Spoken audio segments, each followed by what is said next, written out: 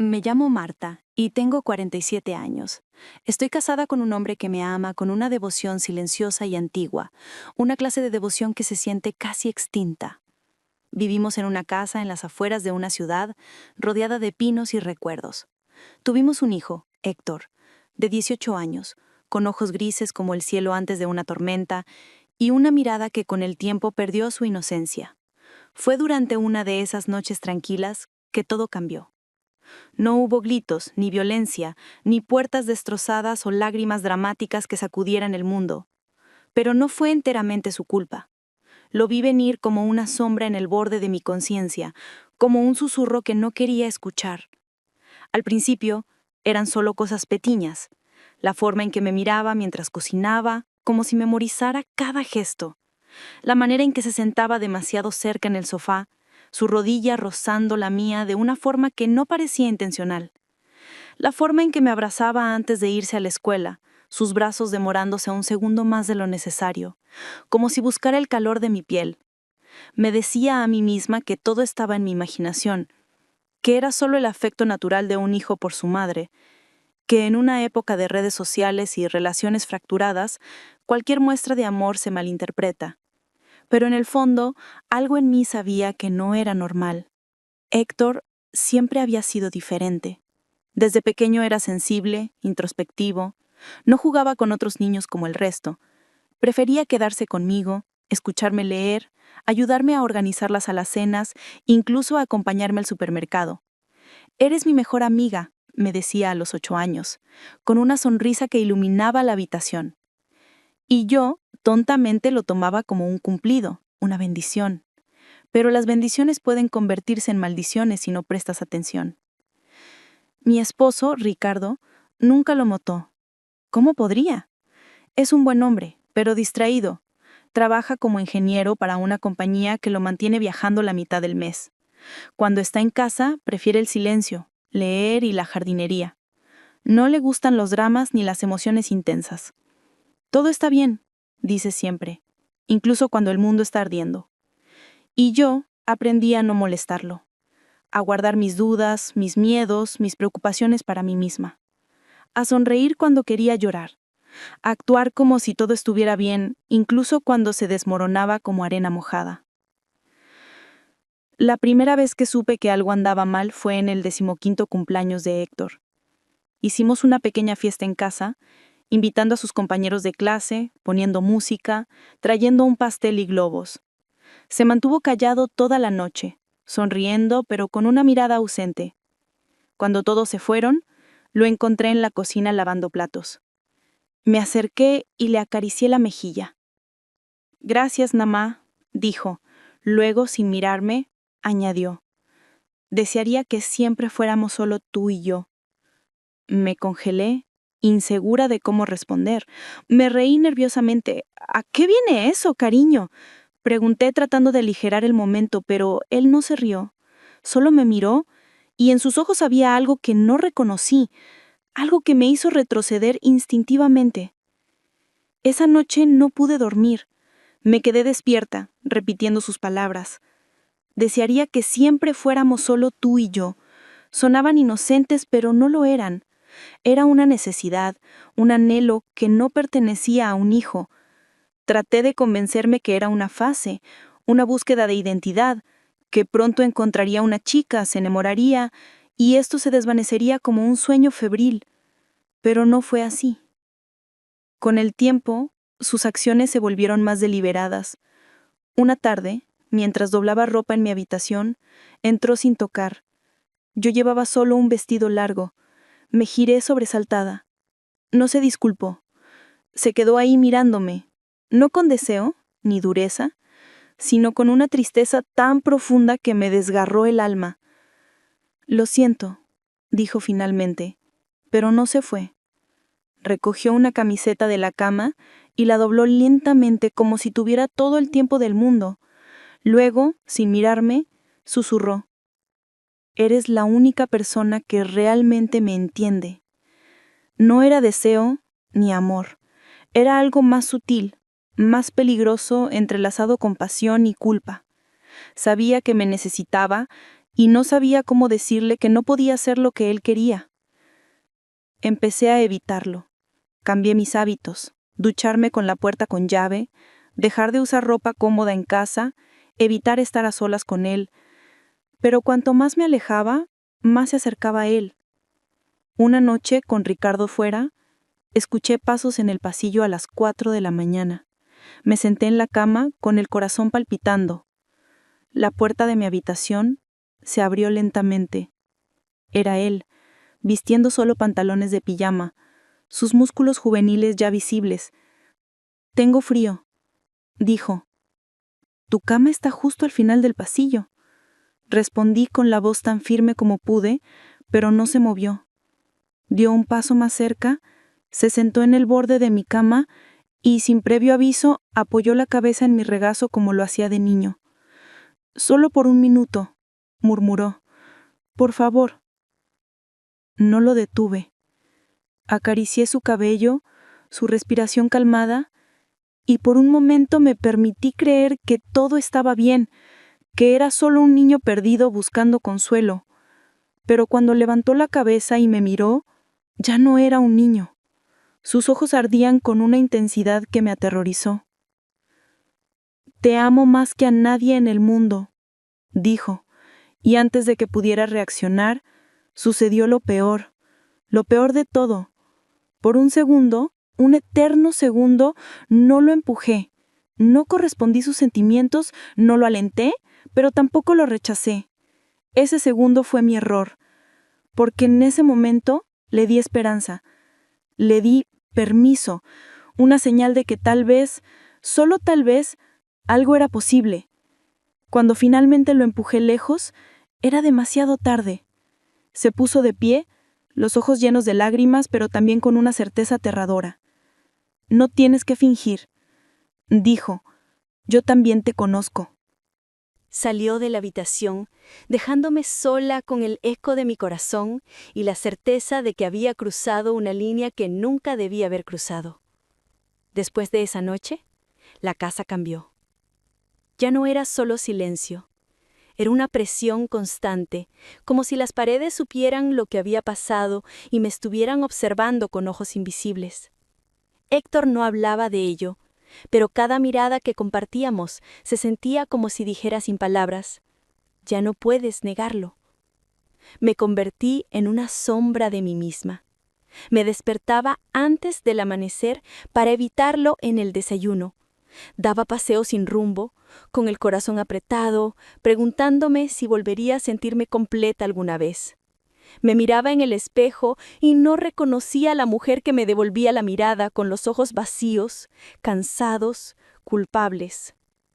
Ricardo regresó 3 días después, su maleta en mano, su sonrisa serena, su aroma a colonia y café de aeropuerto. Me abrazó como siempre, ajeno a todo. En ese abrazo me rompí. No le conté lo que pasó. ¿Cómo podía decirle a un hombre que había construido su vida y confianza alrededor de su hijo que su hijo y yo no habíamos detenido las cosas lo suficientemente pronto? Así que mentí. Le dije que estaba estresada por el trabajo, que Héctor estaba distante como la mayoría de los adolescentes, que necesitaba espacio. Asintió, comprensivo, rozando mi mejilla con la tierna tranquilidad que amaba. Pero eso ahora me hacía sentir como una impostora. Lo peor no fue la mentira. Lo peor fue que, en medio de toda la culpa, un rincón oscuro de mí extrañaba la atención de Héctor. No su deseo, no su obsesión, sino la forma en que me miraba como si fuera el centro de su universo, como si nada más importara. Por un momento no fui solo la esposa, la madre, la mujer invisible que mantenía todo junto. Fui deseada, necesitada, viva. Y me odiaba por ello. Porque saber que una parte de mí ansiaba esa conexión, incluso si estaba mal, prohibida, imposible, me hacía cuestionar quién era. ¿Era una víctima o una cómplice? Una tarde, mientras preparaba la cena, Héctor entró en la cocina. No dijo nada. Solo se apoyó contra la encimera, mirándome con esa calma inquietante a la que me había acostumbrado. Llevaba una camiseta blanca ajustada, su cabello aún húmedo de la ducha, oliendo a jabón de almendras, el mismo jabón que usaba desde los 15 años. «¿Por qué me evitas?», preguntó de repente. Me detuve. El cuchillo que sostenía descansaba sobre una cebolla medio picada. «No te estoy evitando», mentí. «Sí lo estás», insistió. «Desde esa noche el suelo se movió bajo mis pies». «No vuelvas a hablar de eso», dije, mi voz más dura de lo que pretendía. «Nunca». No apartó la mirada. «¿Por qué?». «¿Porque te avergüenzas de lo que sentiste?». El cuchillo cayó al suelo. Giré hacia él, temblando. «No sentí nada. Eres mi hijo, Héctor, mi hijo». Pero él sonrió. Una sonrisa triste, casi compasiva. «Entonces, ¿por qué lloraste después de que yo me fui?». No tenía respuesta. Había llorado hasta perder el aliento. No por él, no por amor, sino porque me había dado cuenta de que había fallado como madre, como mujer, como humano. Dio un paso adelante. «No te lastimé, mamá», susurró. «Solo te mostré lo que ya estaba allí». Salió de la cocina, dejando mis manos temblando, mi alma en pedazos. Esa noche no pude dormir. Sentada en el balcón, envuelta en una manta, miré las estrellas. Pensé en llamar a una amiga, a un terapeuta, a cualquiera. ¿Pero qué diría? Mi hijo me ama, y por un segundo no lo detuve. Nadie entendería, nadie me creería, o peor aún, me juzgarían. Una tarde decidí actuar. Le dije a Ricardo que Héctor necesitaba ver a un psicólogo, que estaba actuando de manera extraña, aislándose, teniendo cambios de humor. Frunció el ceño preocupado, pero estuvo de acuerdo. Tal vez sea la pubertad o la escuela, pero sí, hablemos con alguien. Héctor se negó cuando lo sugerimos. «No estoy loco», dijo con calma aterradora. «No necesito que un extraño me diga lo que siento». «No es amor, Héctor», dije con la voz quebrada. «Es confusión, es apego, no sé qué, pero no es amor». Me miró fijamente. «¿Y si lo es? ¿Y si es el único amor real que he conocido? ¿Me harías negarlo solo porque el mundo dice que está mal?». No tenía respuesta, porque en el fondo de mi corazón me estaba haciendo la misma pregunta. Las semanas que siguieron fueron una pesadilla lenta. Héctor comenzó a dejar notas en mi almohada, trozos de papel con frases como «Hoy soñé que éramos libres» o «Nadie nos entiende, pero no importa, yo te entiendo». Un día encontré un dibujo suyo en la basura, un bosquejo a lápiz de mí, hermoso, detallado, cada línea dibujada con una ternura que dolía. En la esquina había escrito «La única mujer que he amado». Lloré en el baño, con la puerta con seguro, mordiéndome el puño para mantenerme en silencio. Entonces sucedió algo inesperado. Una noche, mientras Ricardo dormía, escuché un ruido en la sala. Me arrastré escaleras abajo, pensando que era un ladrón, pero era Héctor, sentado en el sofá, con una botella de vino a medio vaciar, los ojos rojos. «¿Desde cuándo bebes?», pregunté horrorizada. «Desde que me di cuenta de que no puedo tenerte», dijo con la voz ronca. Me senté frente a él a 1 metro de distancia, como si me enfrentara a un animal herido y peligroso. «Héctor, esto tiene que parar por el bien de todos». Me miró y por primera vez vi miedo en sus ojos. «No sé cómo parar», dijo. «Cada vez que trato de pensar en otra persona, veo tu cara». Luego hizo algo que me rompió el corazón. Se arrodilló ante mí. «No te pido que me ames», dijo, con la voz temblorosa. «Solo no me abandones. No me dejes solo con esto». Quería abrazarlo, decirle que nunca lo abandonaría, que siempre sería su madre, pero tenía miedo. Miedo de que un abrazo fuera malinterpretado. Miedo de que en mi debilidad cometiera el mismo error otra vez. Así que me puse de pie. «Vete a la cama», dije. «Mañana veremos al psicólogo, sin discusión». Asintió derrotado. Pero antes de irse, dijo algo que todavía resuena en mis sueños. Si me obligas a olvidarte, me perderás para siempre. No sabía entonces cuánta razón tenía. La cita con el psicólogo fue peor de lo que imaginaba. No porque Héctor se resistiera, sino porque fue dócil, casi sumiso. En medio de la sesión dijo algo que me heló hasta los huesos. Estábamos todos allí, Ricardo, Héctor y yo, en la oficina del doctor Márquez. Un hombre de unos 50 años, con gafas redondas y una voz suave como el algodón. Le hizo a Héctor una pregunta inocente. ¿Qué sientes por tu madre? Hubo un silencio largo y pesado. Ricardo miraba por la ventana, incómodo. Apreté los puños bajo la mesa, rezando para que dijera cualquier cosa menos la verdad. Pero Héctor miró al doctor Márquez a los ojos y dijo: «La amo más de lo que amaría a nadie».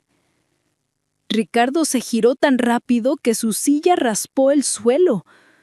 ¿Qué? No como una madre, continuó Héctor, imperturbable. No como se supone que un hijo debe amar. La amo como un hombre ama a una mujer.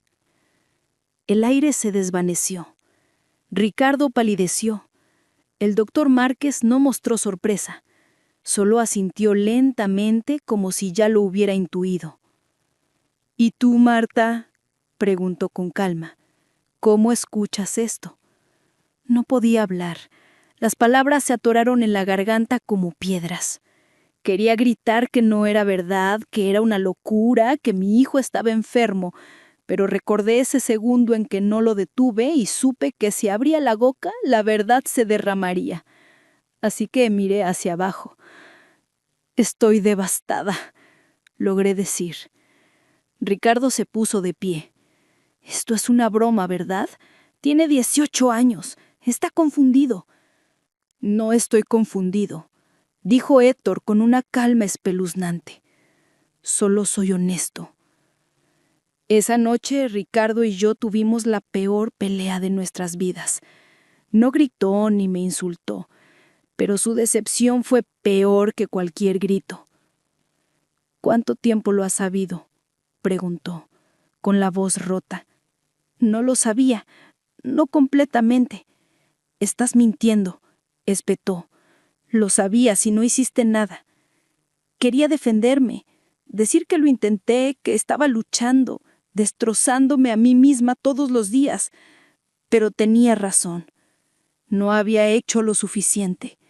No había sido lo suficientemente firme.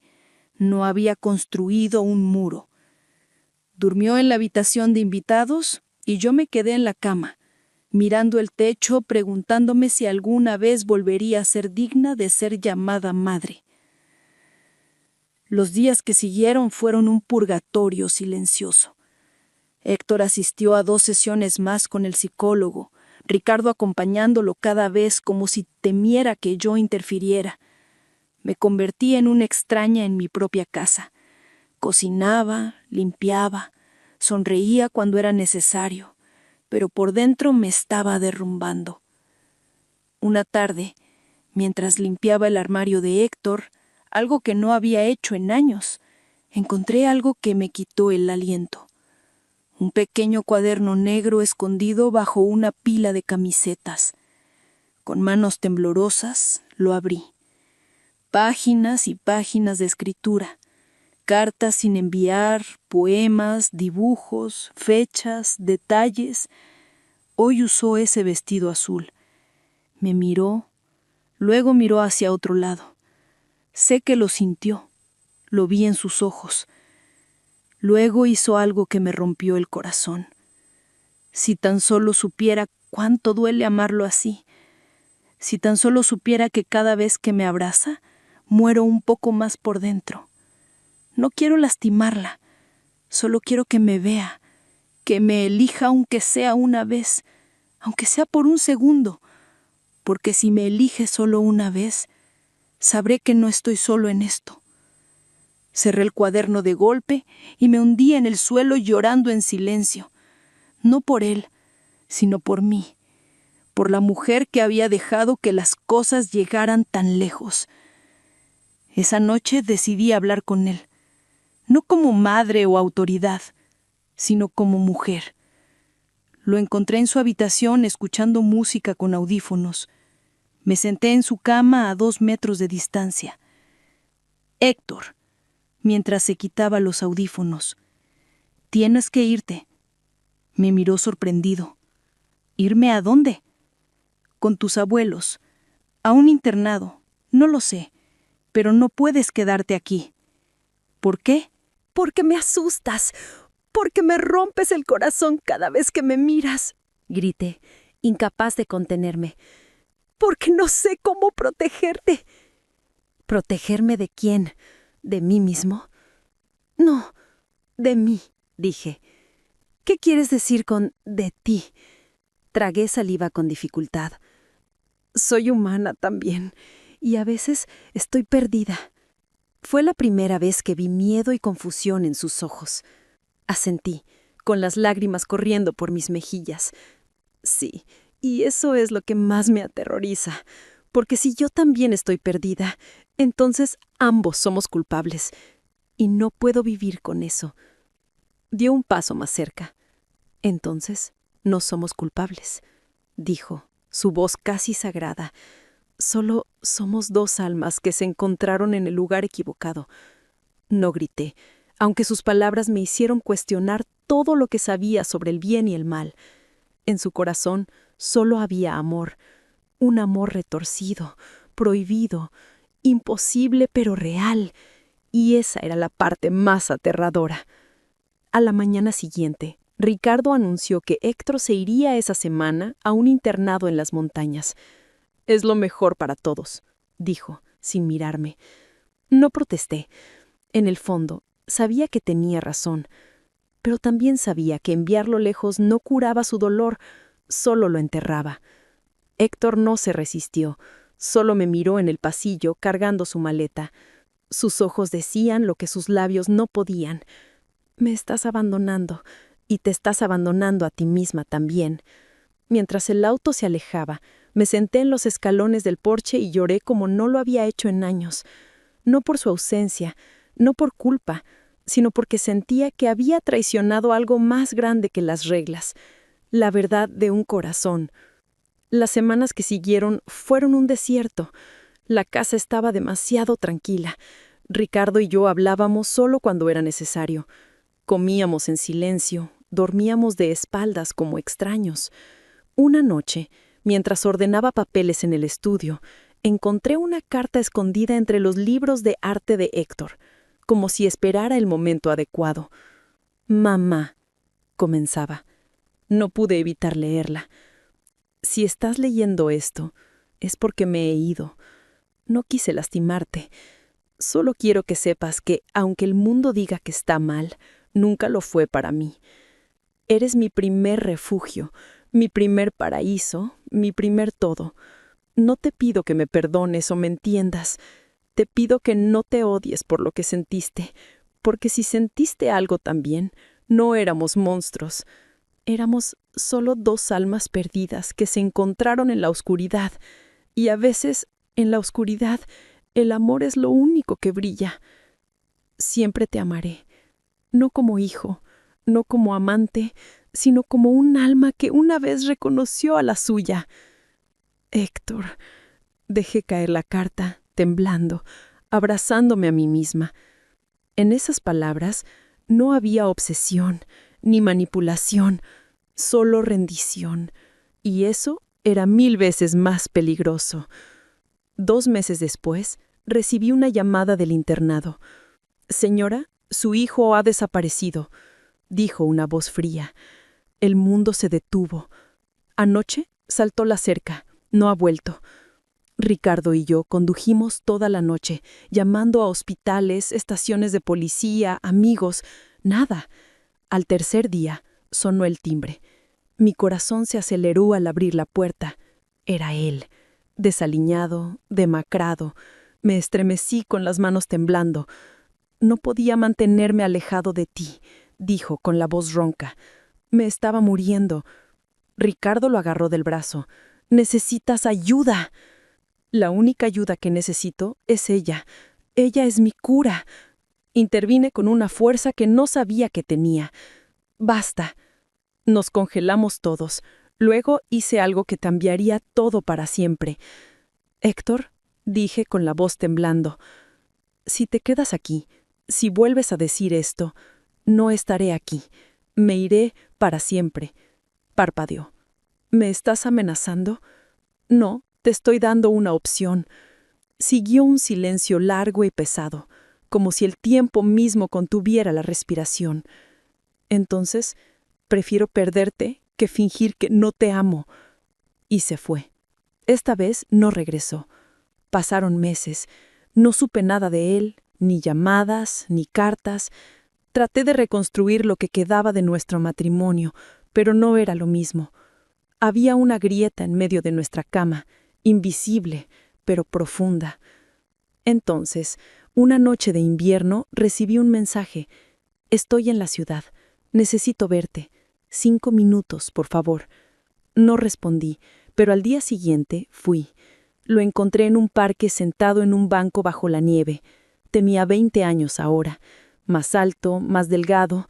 Sus ojos grises ya no ardían con la misma intensidad. Había dolor, madurez. Estoy en tratamiento, dijo sin preámbulos. Terapia, medicación, todo. Asentí. Me alegra escuchar eso. No vine a pedir nada, continuó. Solo quería decir que ya no como antes. Lo miré incrédula. ¿De verdad? No de la misma manera, aclaró. Siempre te amaré, siempre lo haré, pero ya no es posesión, no es deseo, es paz.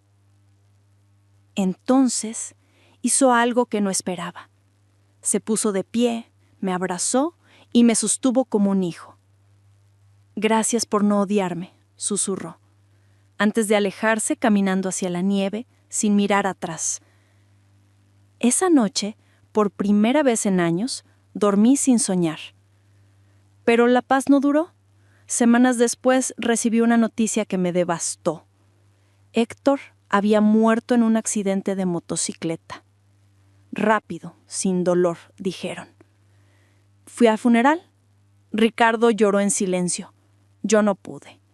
Me quedé mirando el ataúd, preguntándome si hubiera actuado diferente, sido más firme, más compasiva, si las cosas podrían haber sido diferentes. Alguien me entregó una caja. Esto era para ti, dijo un amigo. Dentro había una carta y una foto de cuando Héctor tenía 5 años en una playa. Lo llevaba sobre mis hombros, riendo bajo el sol. Me abrazaba fuertemente como si nunca fuera a soltarme. La carta decía: Mamá, si estás leyendo esto es porque me he ido. No llores por mí, llora por ti, porque sé que te culpas, pero no fue tu culpa, fue mía. Confundí el amor con posesión. Tú solo me amaste, y eso nunca fue un crimen. Perdóname, y perdónate a ti misma porque mereces paz. Tu hijo que siempre te amó como un hijo. Caí de rodillas, finalmente llorando. Después del funeral, el silencio regresó. Pero no era el silencio de la culpa, era el silencio de la ausencia. El tipo que solo deja la muerte, un vacío que duele más que cualquier grito. Ricardo y yo nos separamos poco después, sin argumentos, sin acusaciones, solo una conversación tranquila en la cocina mientras el café se enfriaba entre nosotros. No podemos seguir fingiendo que somos los mismos, dijo con la mirada baja. No respondí. Ya no somos los mismos. Nos abrazamos por última vez y 20 años de matrimonio terminaron, no con un estruendo, sino con un suspiro. Vendí la casa, no podía vivir entre paredes que guardaban cada mirada, cada toque, cada error. Me mudé a un pequeño apartamento junto al río donde el sonido del agua me ayudaba a dormir. Empecé terapia real. Esta vez no mentí ni oculté nada. Le conté todo al terapeuta, la duda, la confusión, el miedo, el amor retorcido que no sabía cómo manejar. Un día, dijo, lo que pasaste no fue perversión, fue una tragedia humana. A veces el amor se pierde, no por malicia o necesidad, sino por heridas que no sabíamos que estaban ahí. Pero soy su madre, dije con la voz quebrada. Y también eres una mujer, respondió. Y las mujeres también tienen sombras. Esa frase me liberó. No del dolor, nunca del dolor, sino de la idea de que tenía que castigarme para siempre. Con el tiempo, comencé a escribir cartas que nunca enviaría, historias que nadie leería, solo para darle sentido al caos interior. Una tarde, hojeando viejos álbumes, encontré algo que me pellizcó el corazón. Una foto de Héctor, a los 16 años, en el jardín, regando plantas con una sonrisa tímida. En el reverso, con su letra torpe, había escrito: «Mamá dice que las flores crecen mejor con amor, y yo también quiero crecer así». Lloré, pero no por el error. Lloré por el niño que fue, por el hombre que intentó ser, por el amor que, aunque retorcido, nunca dejó de ser real. Han pasado 4 años. Todavía vivo junto al río. A veces, cuando el viento sopla del norte, cierro los ojos y lo siento. No como una sombra o una amenaza, sino como una presencia gentil, como el recuerdo de una canción que ya no duele. He aprendido algo profundo. El amor no siempre es puro. A veces es confuso, a veces peligroso, a veces toma formas que el mundo no entiende. Eso no lo hace falso, solo humano. No digo que lo que pasó estuviera bien, nunca lo estará. Pero tampoco fue monstruoso. Fue trágico, profundamente humano. Y en esa humanidad hay espacio para el perdón. No para olvidar, sino para seguir adelante. A veces sueño con él. No el adolescente en la oscuridad, sino el niño pequeño corriendo hacia mí, con los brazos abiertos, gritando: «¡Mamá, mira lo que hice!». En esos sueños lo abrazo sin miedo, sin culpa, solo con amor. Porque al final, eso es todo lo que éramos. 2 almas que amaron como supieron hacerlo. Aunque el mundo diga que estaba mal, sé que en algún lugar del universo ese amor tenía derecho a existir. No lo justifico, pero ya no lo niego. Y tal vez, solo tal vez, eso sea suficiente para mantenerme viva. Porque el mayor castigo no fue lo que hice, sino creer que no merecía sanar. Pero hoy elijo sonar. Por él, por mí, por el niño que una vez me vio como su paraíso, y por la mujer que, a pesar de todo, sigue tratando de ser digna de ese amor.